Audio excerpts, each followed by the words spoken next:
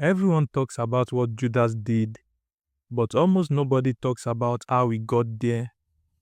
If you miss that part, you miss the whole story.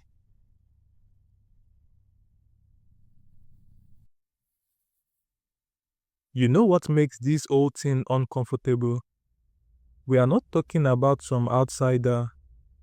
Judas Iscariot was one of the 12 disciples. He was inside the circle and he saw everything.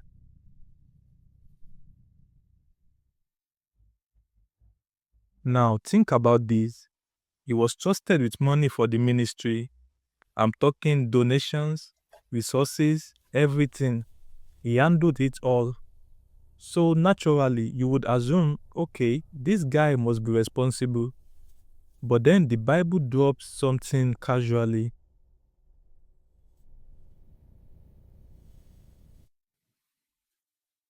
If you look at John 12 verse 6, it says he was a thief.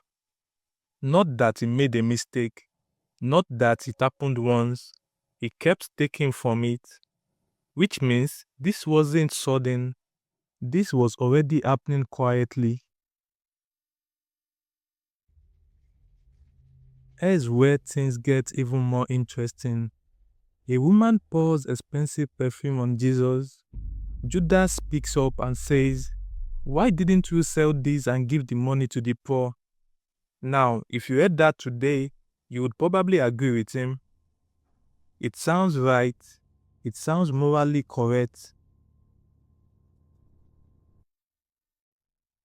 But if you read that same passage closely, it makes something clear.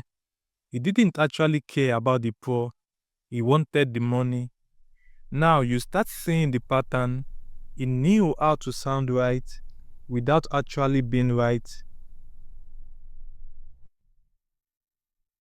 At some point, he goes to the religious leaders on his own. If you check Matthew 26 verse 14 to 15, you see exactly what happens. He asks, "What will you give me?" That question alone tells you everything. They agree on a price, 30 pieces of silver. From that moment, he starts looking for the right opportunity. Here's the part that really gets me. After making that deal, he goes right back, still eating with Jesus, still working with him, still acting like everything is normal. Just imagine that.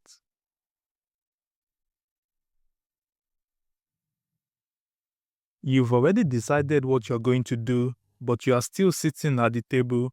Nobody suspects you. In fact, if you read John 13, verse 22, the disciples were so confused about who Jesus meant. When Jesus says, "One of you will betray me," nobody says it's Judas.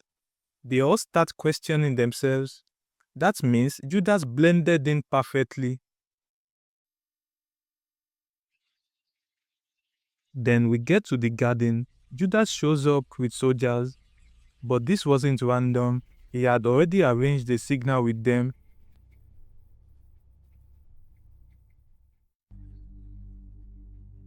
If you check Matthew 26 verse 48, it says the plan was set. The one I kiss, that's him. Now think about that.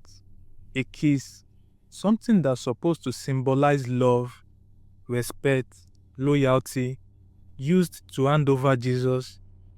Jesus looks at him and says, "Are you betraying me with a kiss?"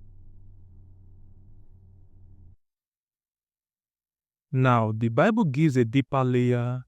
If you look at Luke 22 verse 3, it says Satan entered Judas. John 13 verse 2 shows something else. This had already been put into his heart. Not forced, not imposed, something he allowed.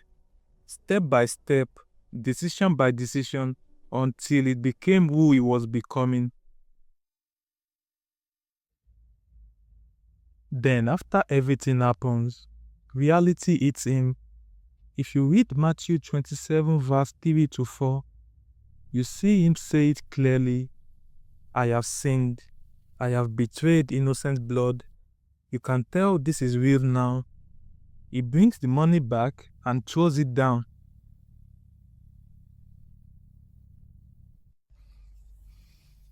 But instead of going back to Jesus, he walks away completely and he takes his own life. That's how his story ends. And honestly, this is the part that always makes me think, could he have been forgiven? Because if you look at the bigger picture, Jesus forgave people who failed him, people who denied him, people who got it wrong. So the real question is, if Judas had turned back, would things have been different? So when you really think about it, Judas didn't just wake up one day and betray Jesus. This was building, small compromises, hidden decisions, things nobody saw, until one day it became something big. This is the uncomfortable truth. You can be close to something real and still not let it change you. Judas saw everything, but it never fully got into him. So now the question is, was Judas just a villain or is he a warning? The scary part isn't just what he did, it's how normal he looked while doing it. Judas didn't fall because he was far away. He fell while being right there. Honestly, this might be the part we should pay attention to the most.